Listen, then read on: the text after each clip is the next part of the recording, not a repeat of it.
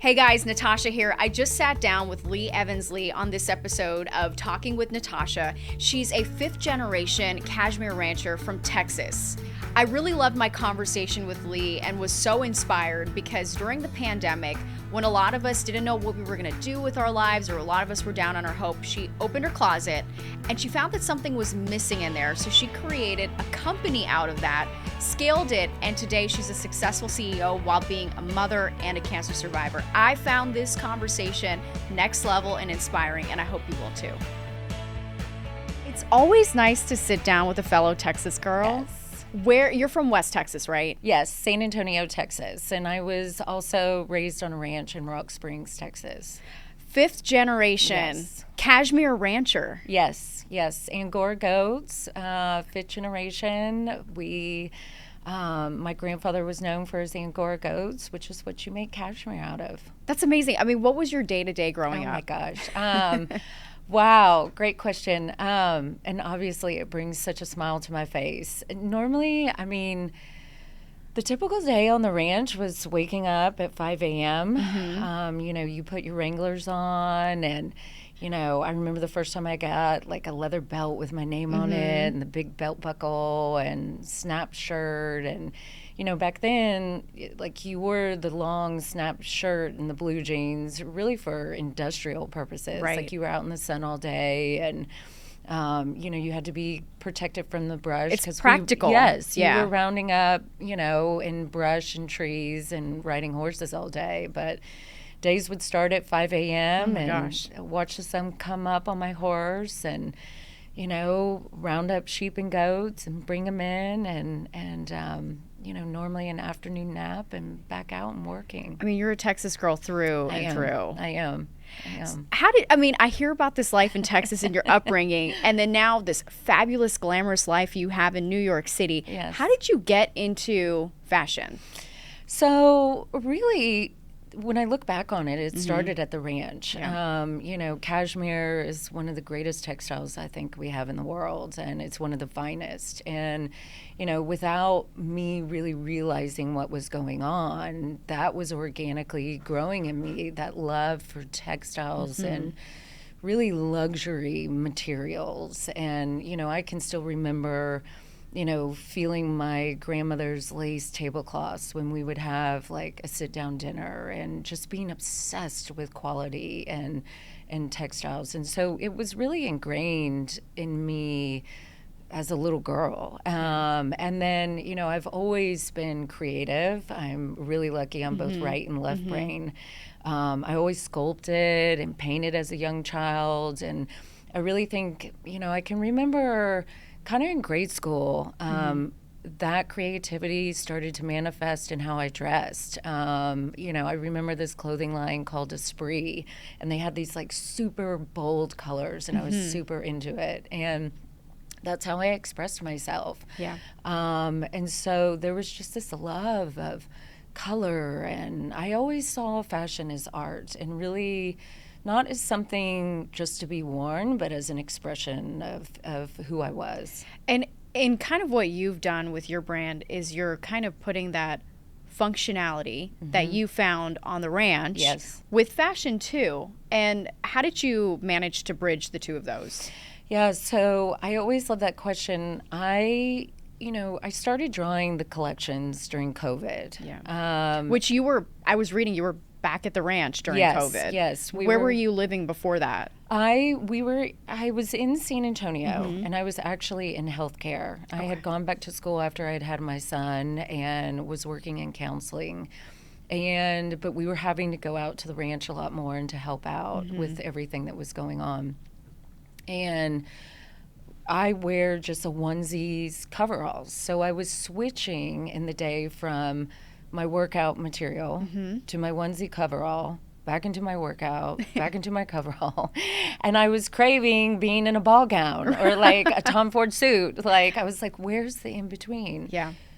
And that's when it started. And I literally just started studying the fabrics in my closet and going, why isn't this made out of that? Like, can we do this and that? Looking at linings, looking at the details of every fabric that I had bought throughout the years and the composition of it.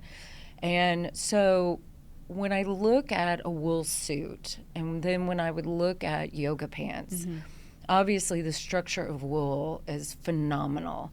But so really it began with, how do I create this structure in a workout material? Because I wanted to give women that luxury tailored look, but out of workout material.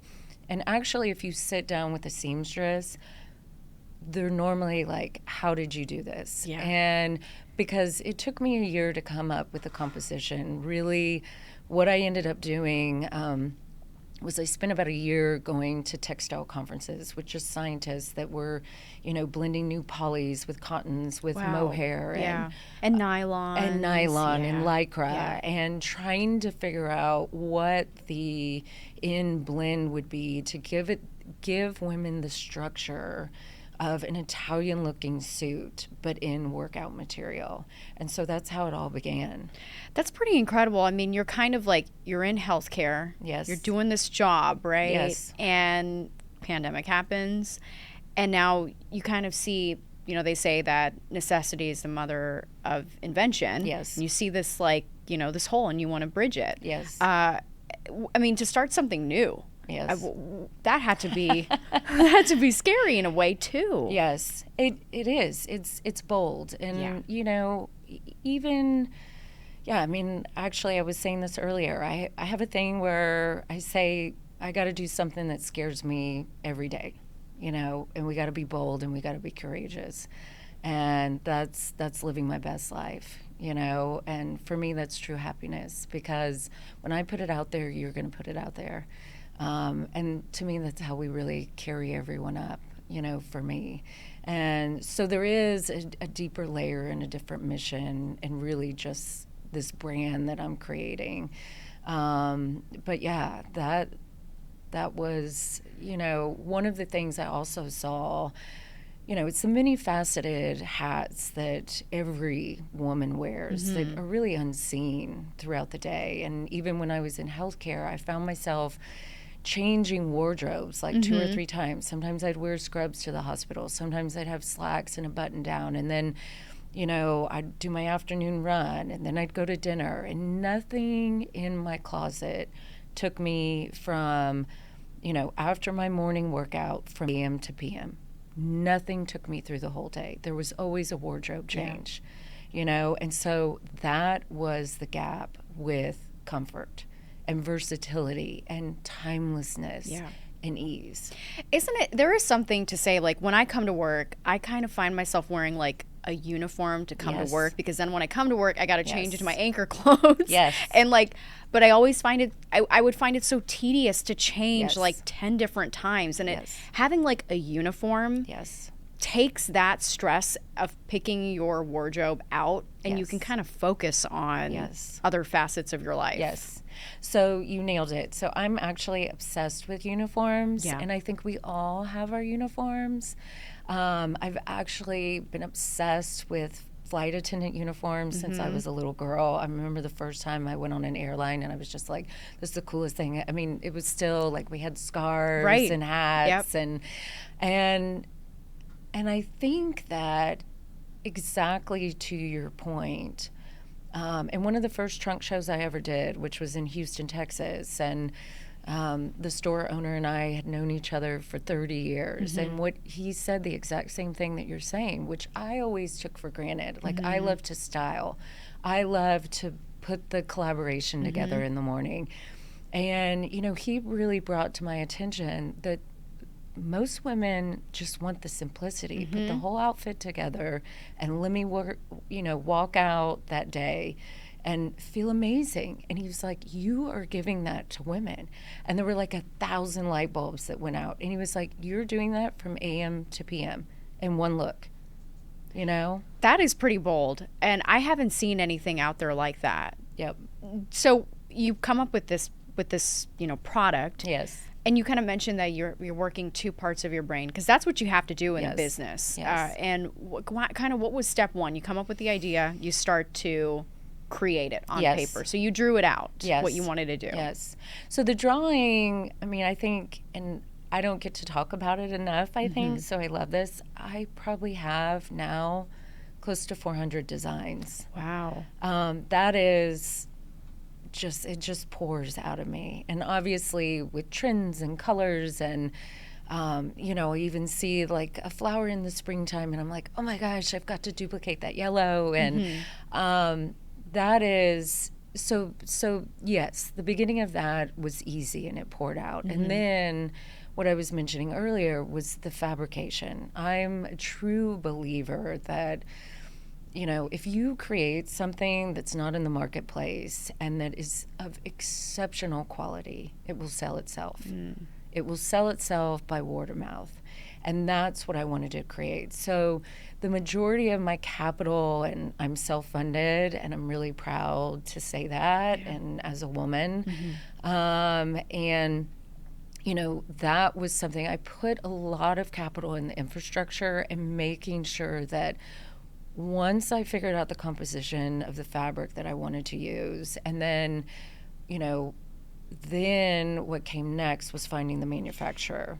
What I knew, because my grandmother had taught me how to sew, and I knew so much about making patterns and the human error in that. There's so much detail that goes into that. And I really, after I had figured out the fabric, I started trying to understand there's got to be a better way to manufacture. There's got to be a better way to take my design and get it to the manufacturers so that there's not this human error.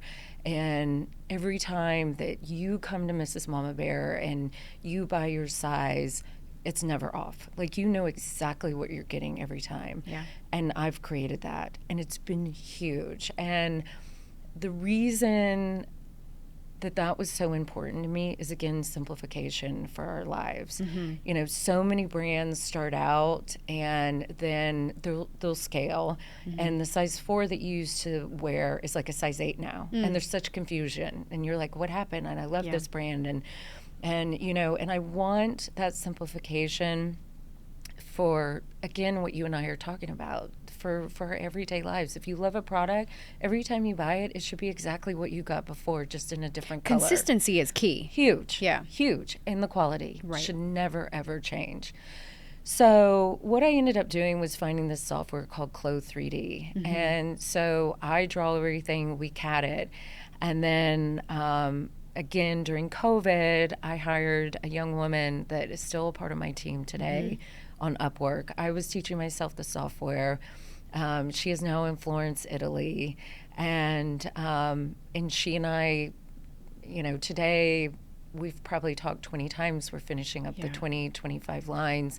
But what it allows me to do is make sure that the size and fit and the quality is never compromised from line to line. And how I know that that's really working is on 4 collections now, we've had 1 return and 1 exchange. Wow. Yes. That's major. Yes. In this return culture that we live in. Yes. When you don't know if a size fits you or not, Yes. that consistency is so Yes. great. You Yes. know that when you get like a size 2, size 4, Yes. that's what it's going to come back as. Yes. And that every single thing I've done, and, you know, as you've asked me about these steps that I took, had tremendous intention and thought behind it. Like, when I get a package, you know, what makes me return it? Yeah. What's off here? Like, you know, what changed? You know, all of those details went into everything you receive, because I want to make sure when you buy something, you get it, you put it on, and you're wearing it that night. And from a business standpoint, returns hurt your bottom Yes. line. Yes. So it's good, also efficient to have Yes. that, you know, Yes. streamlined in a way. Absolutely. So are you manufacturing in Italy then? Actually, no. I'm actually manufacturing in Hong Kong. Okay, I have okay. a multi-generational family in Hong Kong. That's kind of a wild story in itself. But I was calling, because of the software I use. And also the fact that you want quality, and that's Yes, expensive. It's expensive, yes. And even the suit I have on and the jumpsuit I have underneath, you know, all of this is printed, and which is pretty unbelievable. And it's actually, when you look at my denim, I mean, we're using heat maps. We're getting the highs and lows. And when people actually look at my denim jumpsuits, they cannot believe that it's not denim. It looks like denim. Yes. I remember when you came on our show, the 6 o'clock news, and you were wearing this denim jumpsuit, and you said it was not denim, and I felt it, and I'm like, oh my gosh, What it is looks, that? it's like you tricked my eye. It looked just like denim, Yes. but it didn't feel like that, and it was it must have been just easy to put on and like lightweight, and you can wear it throughout the day. You can. And I mean, in fact, I had that on the plane yesterday coming here to New York. I mean, it's like slipping on PJs, but you look exceptionally beautiful. You look amazing. In a denim onesie, you know, but you feel like you're in this silky kind of butter, you know? And you know, you have a relatively young brand. I do. And you have hit so many major milestones in the short amount of time. Just this last September, you had your first runway show at New York Fashion Week.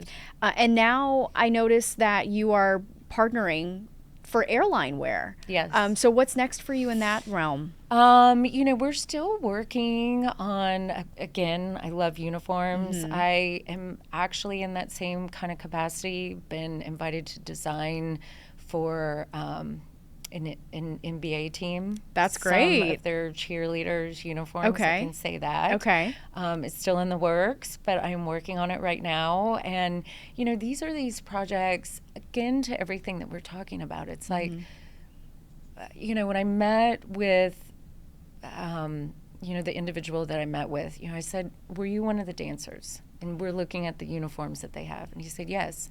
And I said, see this? I bet this was uncomfortable to do a backflip in. And he's like, yeah, it was. And I was like, this is how we'll do it. Yeah. You know, that's important to me. Like, I have this kind of crazy obsession with what you're wearing on a daily basis.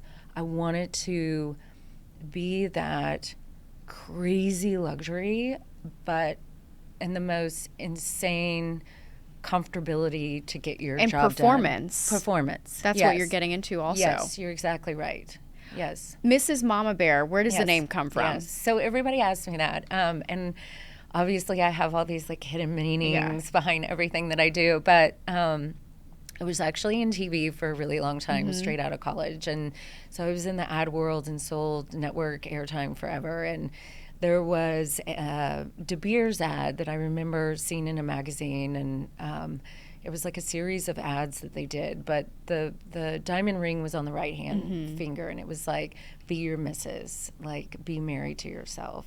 And I really think that all of us, men and women, we have to be married to ourselves. We have to love ourselves before we're in love with anybody else, you know, and then the rest comes. And so that's where the missus is. And the mama is from, I'm an 80s girl, and that mama was like, it's all attitude. Like you could wear like a burlap sack and be called a mama, and it was everything that you were rocking inside, you know? And so that's just like that attitude. What are you bringing to the Your table? persona. Exactly. Yes. And then the bear is for my son. Yeah. How do you juggle being a CEO of a fashion company and then also a mom and you're traveling? How do you juggle all of that? You know, it's true. I will say this. It is true what they say. When you absolutely love what you're doing, it just works. But I do have, you know, when I pick him up, that everybody knows there's a block in my day where like my phone's off, and I am really strict about that. Like I am mama, and 2 o'clock comes, I'm making snacks, baking, you know, muffins. Like I love to cook. It's another one of my hobbies, and it flows. And I think the inspiration also that drives me is the impact really that I didn't think would happen on his life. Seeing his mother grow this company. You know, he writes me little notes the first day of school, and I have it next to my computer at home. He brought home, you know, which makes me emotional. He said, you know, they asked me to write about who was my hero. and it's you. Oh.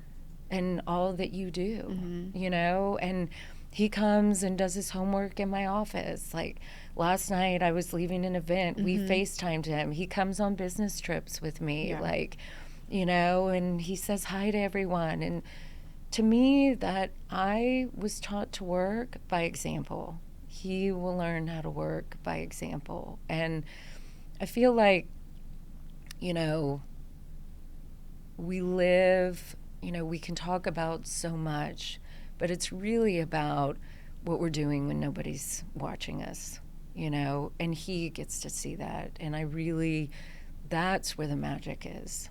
That's where the balance just seems to happen because of the magic that's there. It's amazing. And I love to hear that you're able to be so present. Yes. Yes. And it seems like you look at the world in a different way because you draw creativity from so many things that people may glance over or not, you know, or take for granted in a lot of ways. Yes. And, you know, my son would tell you that. I mean, I intentionally, in the day of that we live in where it is all social and, you know, and we're so lucky that we have all this. I am very mindful, and you know, I laugh. Like the other day, I have magnolias blooming in my yard. I'm like, the first magnolia bloom, and I like freak out. And he's like, "Oh, Mom," you know. But I do look differently at the world, and I'm really grateful for that.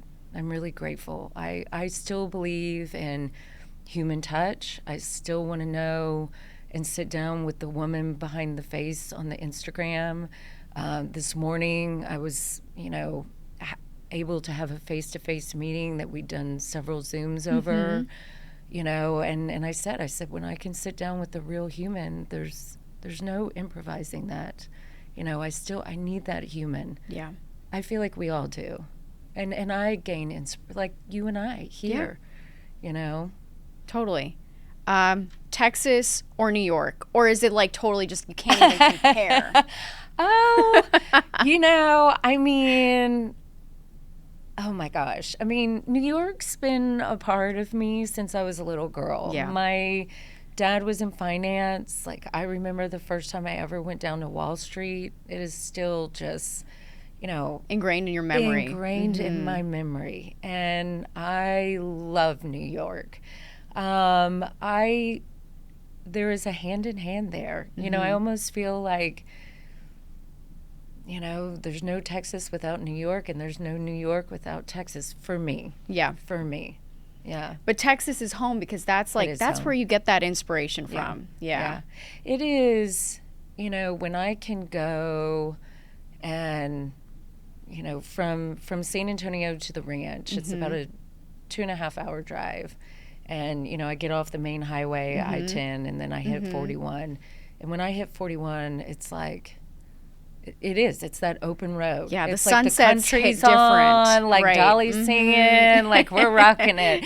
You know, windows are down, and yeah, it's just this release. You know, and I was there Thanksgiving, and all the sheep and goats are getting pregnant, and I'm waiting for the babies to come, and we've got a big alfalfa field that's, you know, we're planting seed, and yeah, it's just this, it's almost just, you know, all of it right there, if that makes sense. Yeah, Texas is truly a slice of heaven. It is. In so many ways. It is. It's like, I always, like, the sunsets hit different. Everything just feels different in Texas. And you do. I mean, I'm sure you feel this way, but no matter where you go, somebody knows your name. Yeah. You can sit down and have a conversation, even if you showed up in Utopia and at the diner, somebody's going to know you and want to have a conversation. And if they don't, they want to meet you. And that's Texas. And then you like end up going, oh my God, it's like 2 hours later. I guess I got to get back on the road. And I love that. I love people. I was talking about earlier when I had a little pop-up store in Aspen, and, you know, it was the first store I ever had. And so it was all very new to me. I mean, I didn't know if I'd love being in a store day in and day out, but what I knew more than anything, and which I've always known, is just the love of people and everyone's stories. And, you know, people were coming with their dogs and their babies and where are they from? And, you know, to me, that just makes the world go round. And to share that moment. Yeah. And you find so many stories. Yes. In Texas, truly. And even in New York. I mean, there's no shortage of them. Yes, exactly. Exactly. Well, I'm very excited to see where your brand goes next. Thank and you. to hear more about this NBA team. We'll Possibly. we'll know in summer. Okay. We'll know in summer. The sky is the limit, and I Yes, love it your is. clothes and the Thank fact that you. you're also doing burnt orange Yes, UT. yes, that'll be out in February. That's very exciting. Thank you. Lee Evans, thank you so much for joining me. Thank you so much. It's always a pleasure. I love being here with you.